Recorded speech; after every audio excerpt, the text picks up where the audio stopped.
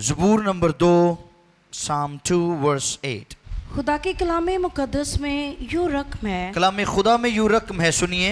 मुझसे मांग मुझसे मांग और मैं कौमों को तेरी मेरास के लिए, कौमों को तेरी मिरास के लिए और जमीन के इंतहाई हिस्से, और जमीन के इंतहाई हिस्से तेरी मिल्कियत के तेरी लिए मिल्कियत के लिए तुझे बख्शूंगा। तुझे बख्शूंगा। कलाम खुदा के पढ़े और सुने जाने पर खुदा की बरकत हो, आमीन। मुझसे मांग और मैं कौमों को तेरी मिरास के लिए और ज़मीन के इंतहाई हिस्से तेरी मिल्कियत के लिए तुझे बख्शूंगा। आज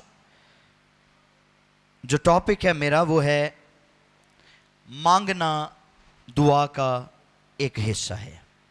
मांगना दुआ का एक हिस्सा है। दुआ क्या है? दुआ क्या होती है? दुआ का मतलब क्या है? खुदा से शाबाश, बातें करना, गुफ्तगू करना, तबादला ख्याल करना, है ना। अब गुफ्तगू तो इंसान भी आपस में करते हैं कि नहीं? तबादला ख्याल करते हैं, एक दूसरे के साथ बैठते हैं, हाल चाल पूछते हैं एक दूसरे का, ऐसा होता है। लेकिन जो इंसानों के दरमियान गुफ्तगू होती है वो दुआ नहीं होती। इंसानों के दरमियान होने वाला तबादला ख्याल, गुफ्तगू तो होती है लेकिन दुआ नहीं होती। अब दुआ क्या है? दुआ में ये इकरार मौजूद होता है कि खुदा हमारा खालिक है, हमें जिंदगी देने वाला है, कायनात का मालिक है, उसने हमें एक खास मकसद के लिए रुए जमीन पर तख्लीक किया है, रखा है। और वो मकसद क्या है? कि हम खुदा की मिदहत करें। क्या करें? खुदा की तारीफ करें, उसकी तमजीद करें, उसके नाम को वड्याएं। यशाया की किताब में खुदा ने फरमाया, मैंने इन लोगों को इसलिए बनाया कि मेरी हम्द करें, मेरी तारीफ करें। और फिर दूसरी बात, खुदा ने इंसान को इसलिए बनाया कि खुदा की पाक मर्जी इंसान के वसीला से इस दुनिया में रुए जमीन पर पूरी हो। सो जब हम दुआ की गर्ज से खुदा के हुजूर आते हैं, खुदा के हुजूर झुकते हैं, तो नंबर एक तो हम खुदा से तौफीक मांगते हैं कि खुदा हमें फजल दे कि हम खुदा की मर्जी को अपनी जिंदगियों में पूरा होने दें। क्योंकि हमारी आज़ाद मर्जी जो हमें मिली हुई है, इंसान एक गैर जानिबदार मखलूक है, ठीक, एक न्यूट्रल मखलूक है। न्यूट्रल किस तरह से है कि वो रुए जमीन पर तो है लेकिन अपनी आज़ाद मर्जी के साथ, और ये आज़ाद मर्जी फ्री विल उसको खुदा की तरफ से मिली हुई है। अब खुदा ये चाहता था, मैंने इस पे पहले भी टीचिंग दी हुई है, कि जब लूसीफर ने और नापाक फरिश्तों ने उसके साथ मिलकर खुदा की बगावत की, तो खुदा ने लूसीफर को और उसके तमाम नापाक फरिश्तों को जमीन पर पटक दिया, जमीन पर गिरा दिया। और जमीन पर गिरा देने के बाद खुदा ने फिर से जमीन की फिक्र की, क्योंकि खुदा ने ही चाहता था कि इब्लीस, लूसीफर इस जमीन को अपनी टेरिटरी बनाए और इस जमीन पर अपनी बादशाही को कायम कर सके। इसलिए खुदा ने इस जमीन की फिक्र करते हुए एक न्यूट्रल मखलूक को पैदा करने का, बनाने का ख्याल किया। अगर खुदा अपने फरिश्तों की ड्यूटी लगाता तो यह कभी ना खत्म होने वाली जंग होती। इसलिए खुदा ने आदम को बनाया, इसलिए खुदा ने इंसान को बनाया और उसको आज़ाद मर्जी दी। आज़ाद मर्जी क्या दी? कि वो रुए जमीन पर रहकर अपनी मर्जी से अपनी जिंदगी जीते हुए खुदा की मर्जी को रुए जमीन पर लेकर आए। सो जबर के साथ नहीं, जोर के साथ नहीं, बल्कि खुदा ने उसको आज़ाद मर्जी दी। ठीक, अब उस आज़ाद मर्जी को लिए हुए हम जब खुदा के हुजूर झुकते हैं, हम जब खुदा से गुफ्तगू करने का प्लान करते हैं, खुदा के साथ बातचीत करने का मंसूबा बनाते हैं, उसके हुजूर झुकते हैं, तो फिर हम दो चीज़ों को मद्देनज़र रखते हुए खुदा के हुजूर में आते हैं। वो कौन कौन सी है? नंबर एक, खुदा की मर्जी हमारी जिंदगी में पूरी हो और हमारे वसीला से पूरी हो। एक बात, और इससे पहले कि दूसरे पॉइंट की तरफ बढ़ूं, यीशु मसीह ने अपने शागिर्दों को दुआ सिखाई। उन्होंने यीशु से कहा कि हमें दुआ करना सिखा, तो खुदावंद ने कहा बस तुम इस तरह से दुआ करो, क्या है हमारे बाप तू जो, तेरा नाम पाक, तेरी बादशाही, तेरी मर्जी जैसी आसमान पर पूरी होती है जमीन पर भी होती है। ऐसे लिखा है, तेरी मर्जी जैसी आसमान पर पूरी होती है जमीन पर भी पूरी होती है, ऐसे लिखा है। ऐसे कहा था खुदावंद ने, क्या कहा था? पूरी हो। इसका मतलब है पूरी हो नहीं रही, बल्कि पूरी हो। जमीन पर अभी तक खुदा की मर्जी पूरी नहीं हो रही, सिर्फ ईमानदारों की जिंदगी में पूरी हो रही है, ईमानदारों के दिलों में पूरी हो रही है। और यही खुदा चाहता है कि इंसान अपनी आजाद मर्जी को लिए हुए खुदा की मर्जी को पूरा करे। ठीक, अपनी मर्जी को खुदा के ताबे करते हुए, ना कि इब्लीस के। समझ रहे मेरी बात?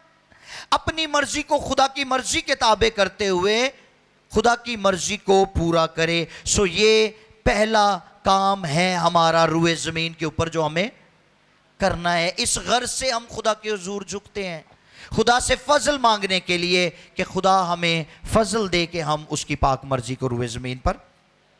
नंबर 2, मैं इसलिए रेपिटेशन कर रहा हूं, दोहरा रहा हूं, ताकि आपको बात की सही तरह से समझ आ जाए। नंबर 2, हम खुदा को रिपोर्ट देते हैं। क्या करते हैं? खुदा को रिपोर्ट देते हैं कि खुदा की मर्जी को पूरा करने में हम कहां तक कामयाब हुए हैं और कहां तक नाकाम हुए हैं। यह वजह है कि हम दुआ के लिए झुकते हैं। आ रही है मेरी बात की समझ? पहली वजह क्या बताई है मैंने? कि खुदा की मर्जी हमारी जिंदगियों में पूरी हो, हमारे घरानों में पूरी हो और हमारे वसीला से पूरी हो। नंबर 2, हम खुदा को रिपोर्ट करते हैं कि हम खुदा की मर्जी को पूरा करने में कहां तक कामयाब हुए हैं और कहां तक नाकाम हुए हैं। जहां पर हम कामयाब होते हैं वहां पर खुदा हमें शाबाश देकर आगे बढ़ाता है, और जहां हम नाकाम होते हैं वहां पर हमारा हौसला बढ़ाता है और हमें आगे लेकर चलता है। क्या? मांगना। या तो हम ठीक से सीख नहीं पाए, या हमें ठीक से सिखाया नहीं गया, या सिखाया नहीं जाता। दुआ मांगना नहीं है।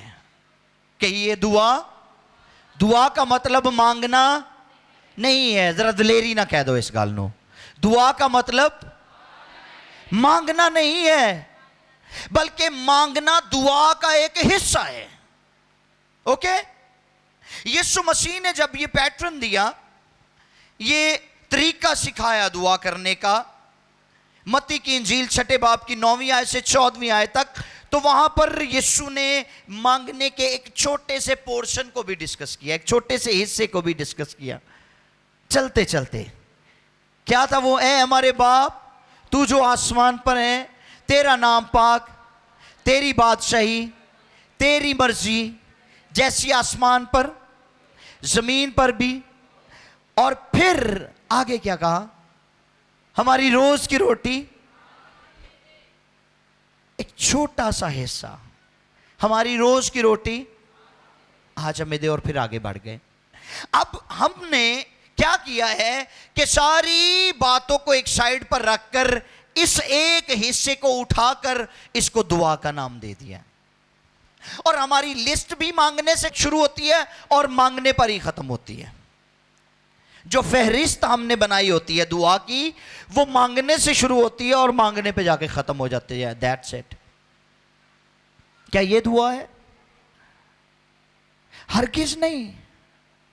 मांगना दुआ का एक हिस्सा है, मांगना दुआ नहीं है। हमें अपनी रूहानी और जिस्मानी ज़रूरतों को खुदा के हुजूर रखने की ज़रूरत है, यकीनन है। अब जो बात यीशु ने यहां पर कही, इसके अगर आप रूहानी मानी देखें तो रूहानी मानी क्या निकलेंगे? एक तो वो बात है जो हमें सिखाई गई है, हमारी रोज की रोटी आज। और बहुत सारे लोग कहते हैं जी असी तो रोज दी रोज ही मंगी है, खुदा रोज लोड़ा पूरियां करी जाए बस, ठीक है, ये भी ठीक है।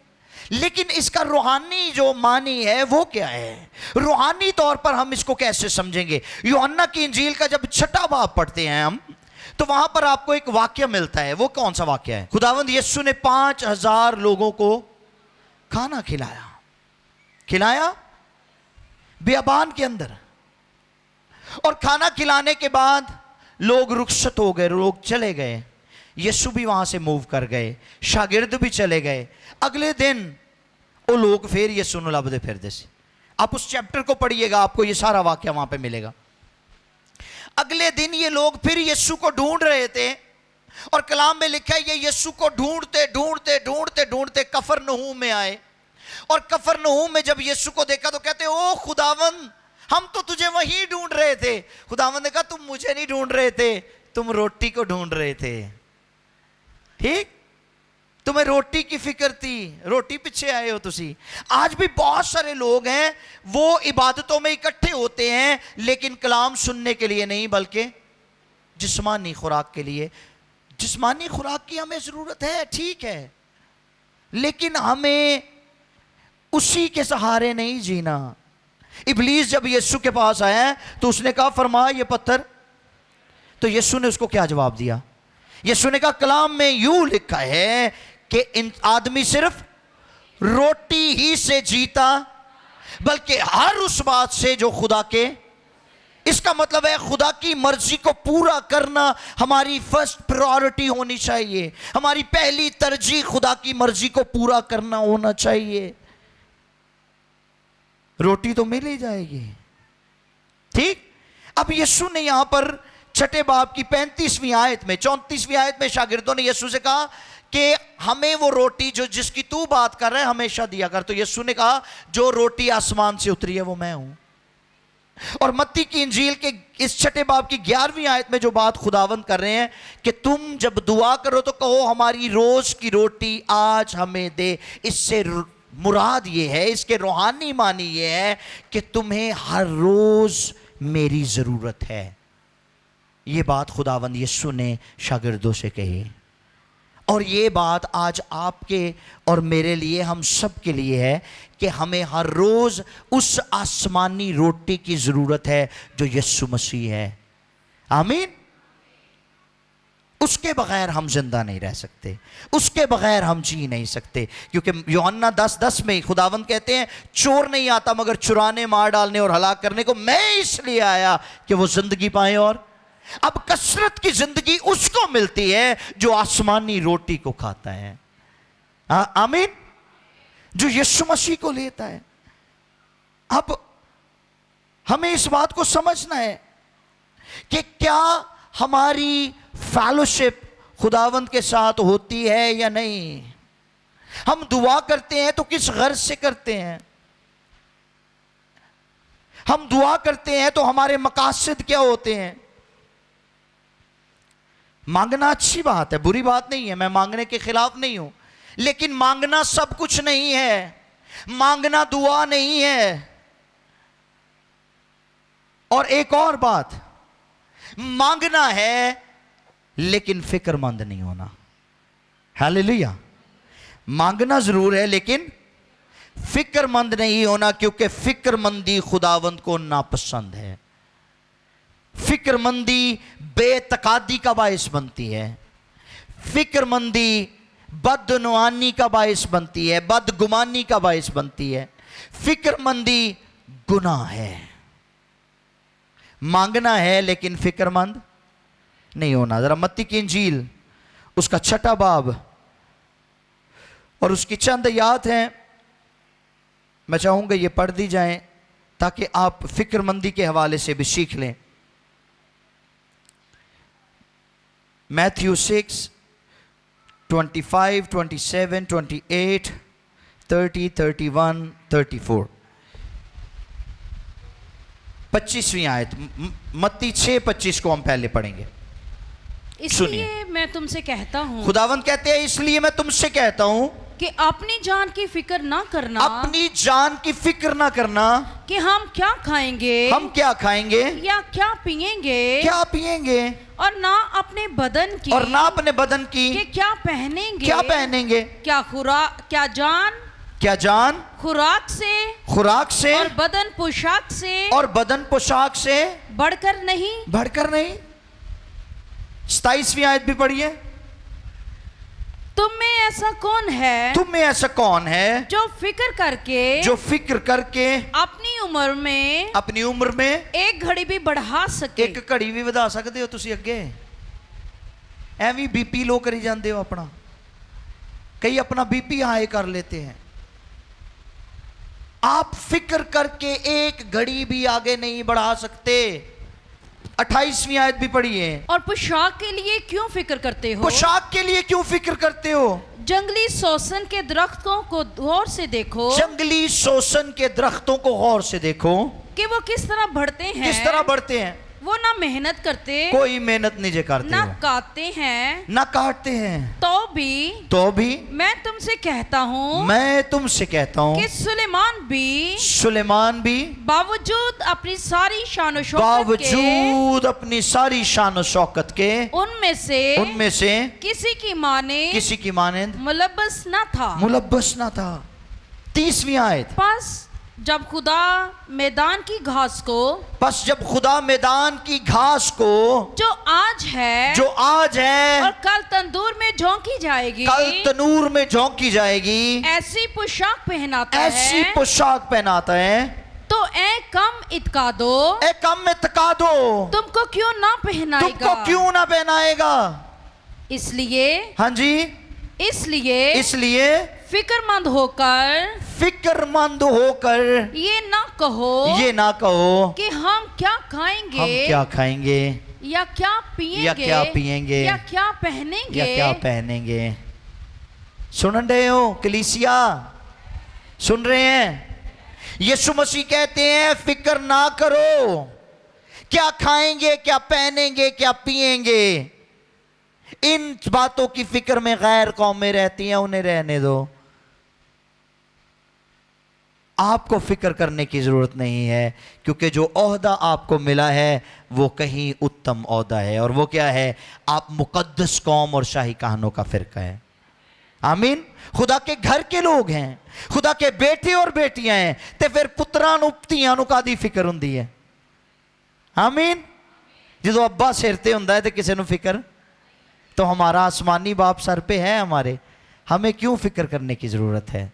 इसीलिए खुदा को फिक्रमंदी नहायत नापसंद है। 31 और 34 भी पढ़ दीजिए प्लीज। क्योंकि इन सब चीजों की तलाश में गैर कौमें रहती हैं। हाँ जी। और तुम्हारा आसमानी बाप जानता है कि तुम इन सब चीजों के मोहताज हो, बल्कि तुम पहले उसकी बादशाही।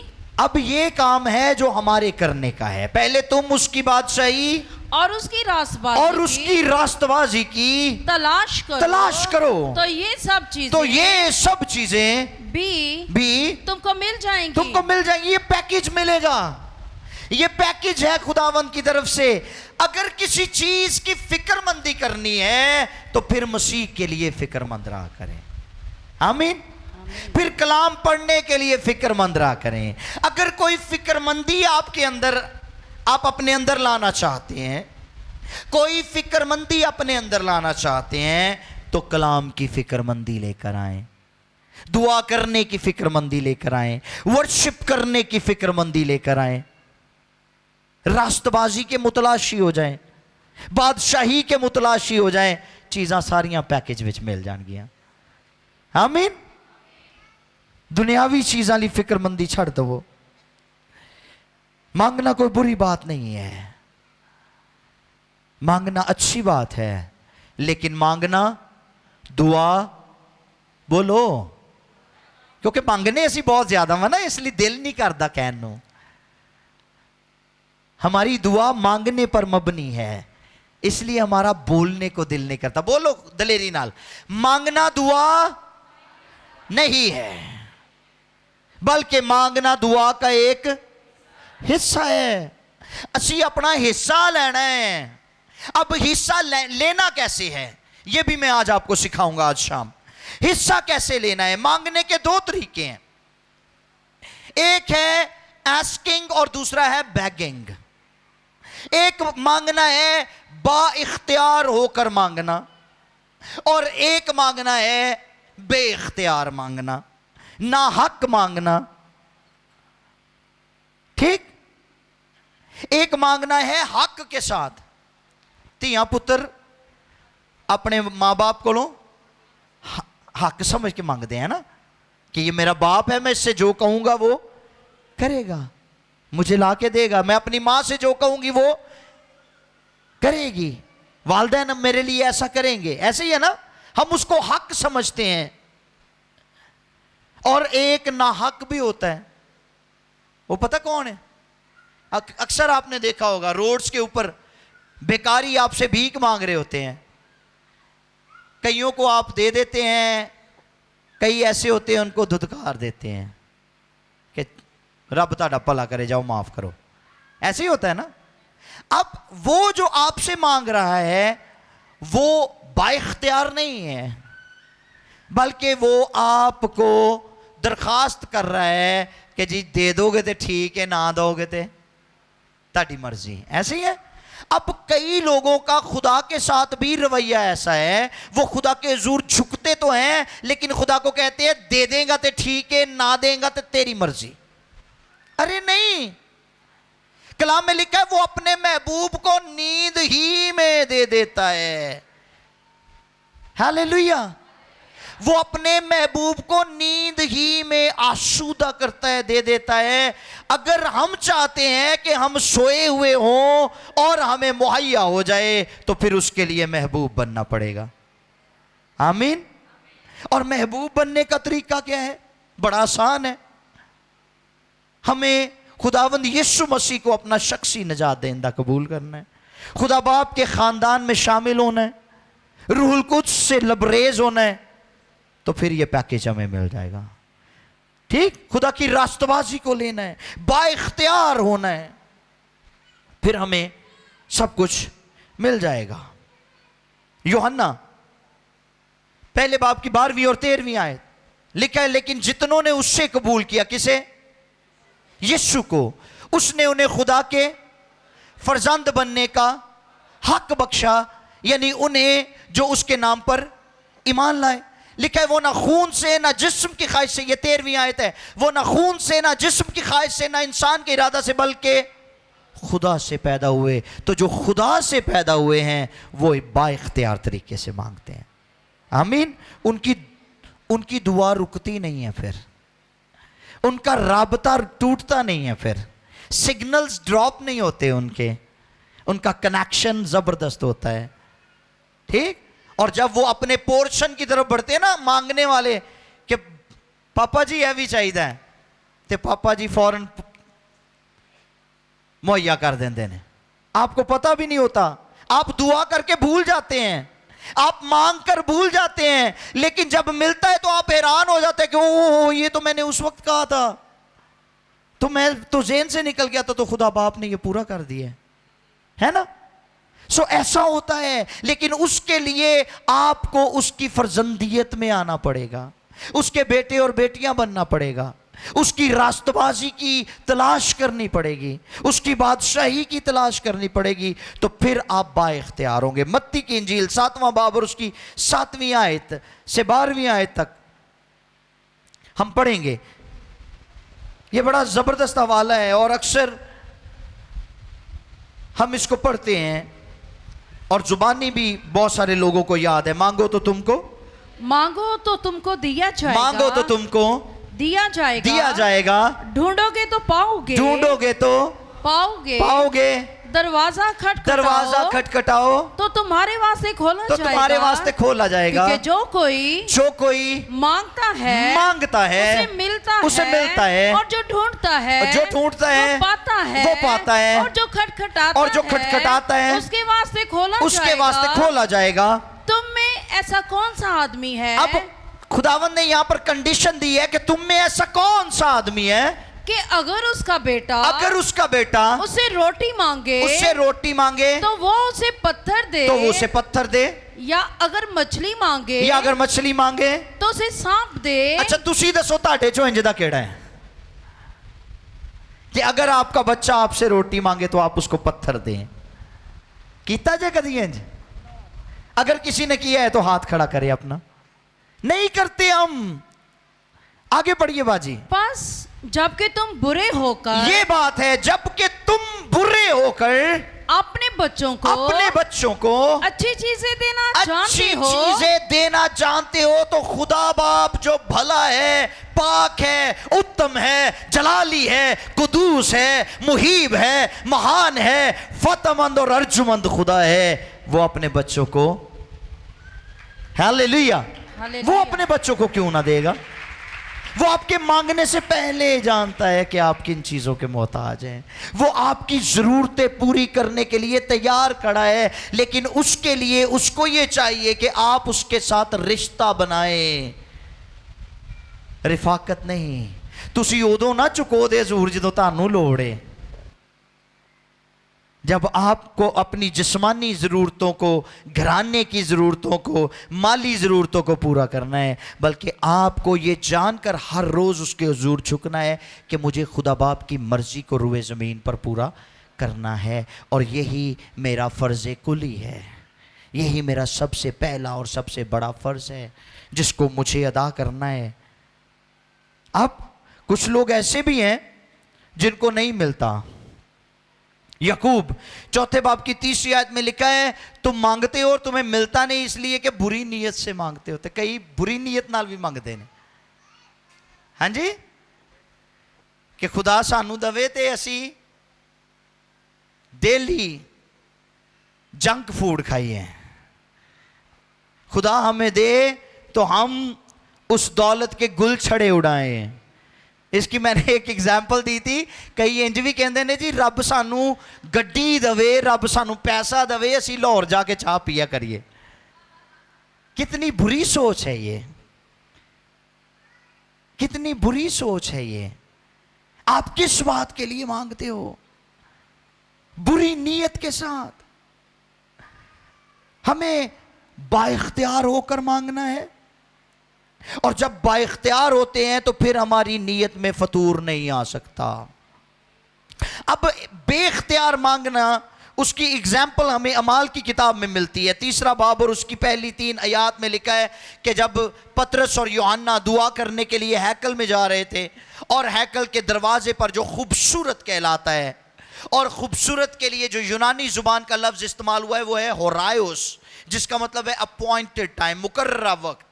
और वो शख्स उस जगह पर बैठा था, और ये मुकर्ररा वक्त था, ये अपॉइंटेड टाइम था जब खुदा के 2 बंदे वहां मौजूद हुए।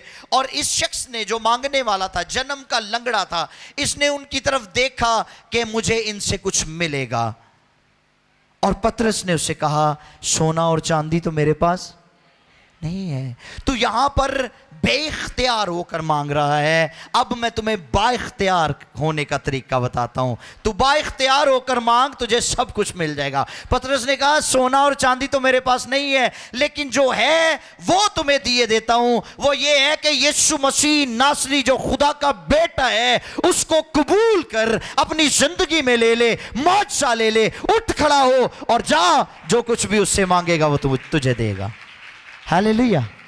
उसके हुजूर में कभी भी ना नहीं होती अगर हम बाइख्तियार हो जाएं तो।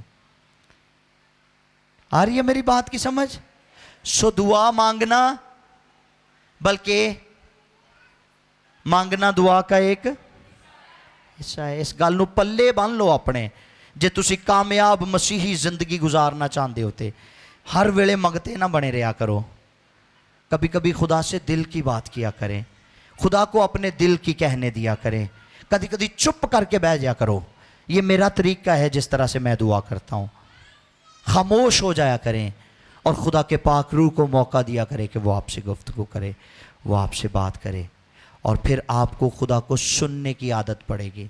और जब खुदा को सुनने की आदत हो जाएगी, हालेलुया। अब जो हवाला हमने शुरू में पढ़ा था, मुझसे मांग और मैं कौमों को तेरी, बोलिए, मुझसे मांग और मैं कौमों को तेरी मिरास के लिए और जमीन के इंतहाई हिस्से तेरी मिल्कियत के लिए तुझे बख्शूंगा। अब क्या हमारा रुए जमीन पर मकसद अपनी जरूरतों के लिए मांगना है, अपने बच्चों के लिए मांगना है, बीवी को शौहर के लिए, शौहर को बीवी के लिए, घराने को अपनी जरूरतों के लिए? क्या ये हमारा जिंदगी का शेवा होना चाहिए? ये जिंदगी का वतीरा होना चाहिए कि हम बस मांगने पर लगे रहें? हमें मांगना है, जरूर मांगना है, लेकिन कुछ और ये कुछ और क्या है? More than food, more than clothing, रोटी, कपड़े और मकान से बढ़कर कुछ और मांगना है। वो क्या है? मांग तो मैं कौमों को तेरी मिरास। हमें कौमों को मांगना है। पता है खुदा ने आदम को बागे अदन से क्यों शुरू करवाया? बागे अदन में क्यों रखा? उसका सफर खुदा ने बागे अदन से शुरू करवाया था। एक छोटे से पीस से, लैंड का एक छोटा सा पीस था। मशरिक में, कलाम में लिखा है, मशरिक में खुदा ने एक छोटा सा बाग लगाया और उस बाग में आदम को रखा और वहां से उसका आगाज किया। क्यों? क्योंकि खुदा चाहता था कि आदम मशरिक से लेकर शुमाल, जनूब, मगरिब और पूरी दुनिया को खुदा की मर्जी के ताबे करे। ये खुदा का मकसद था। हालेलुया। और आज भी खुदा उसी चीज का मुतलाशी है। आज भी खुदा यही इंतजार कर रहा है कि कौन कौन उठता है जो उसकी मर्जी को पूरी दुनिया में लेकर जाए, जो उसके हुजूर से सारी कौमों को मांग ले। कदी मंगियां जे कौमां तुसी कि अपने लिए दुआ मांगते रहते हो बस? कई तो इतने सेल्फिश हैं, वो अपने घराने के अलावा किसी और के लिए दुआ नहीं करते। इतनी खुदगर्जी चंगी नहीं है। पौलुस कहते हैं बिला नागा मुकद्दसों के लिए भी दुआ करो। मुकद्दसों के लिए भी दुआ करनी है, अपने लिए भी दुआ करनी है, और सबसे बढ़कर हमें कौमों को खुदा से मांगना है, क्योंकि ये वो काम है जिसके लिए हम पैदा हुए हैं, ये वो काम है जिसके लिए हम बुलाए गए हैं, ये वो काम है जिसके लिए हम मुकर्रर किए गए हैं, ये वो काम है जिसके लिए खुदा ने हमें अपनी मर्जी अता की है, आज़ाद मर्जी दी है कि उस आज़ाद मर्जी को खुदा के ताबे करते हुए हम खुदा की मर्जी को रूए ज़मीन पर पूरा कर सकें। हालेलुया। आइए मेरी बात की समझ के नहीं। सो खुदा चाहता है कि आप कौमों को मांगे। पाकिस्तान खुशहाल हो सकता है अगर आप दुआ करना शुरू करें। पाकिस्तान में बेहतरी आ सकती है अगर आप दुआ करना। अपने मकसद को समझें कि खुदा ने आपको पाकिस्तान में क्यों रखा हुआ है। तुसी इंडिया च क्यों नहीं? बांग्लादेश में क्यों नहीं?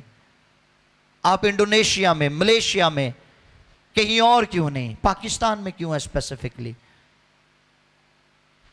ताकि आप इस मुल्क में रहकर इस मुल्क के लिए बरकत चाहें, इस मुल्क की तब्दीली का बायस बन सके। कौन कौन तैयार है इस तब्दीली के लिए, इस तब्दीली को देखने के लिए? पिछले दिनों भी खुदा के खादिम पास्टर खालिद साहब कह रहे थे कि हो सकता है कि आज जो हम शिफात कर रहे हैं कल को हम इस दुनिया में ना रहें, लेकिन हमारी की हुई शिफात जब बेदारी की सूरत में रूनुमा होगी तो लोग याद करेंगे। आमीन। इसलिए हमें शिफात करते रहना है। हमें खुदा के हुजूर से कौमों को मांगना है। ज़मीन के इंतहाई हिस्से खुदा कहता है तेरी मिल्कियत में तुझे बख्श दूंगा। खुदा हमें ये सारी दुनिया देना चाहता है। क्या हम तैयार हैं? क्या हम तैयार हैं? आइए आंखों को बंद करें, सर को झुकाएं।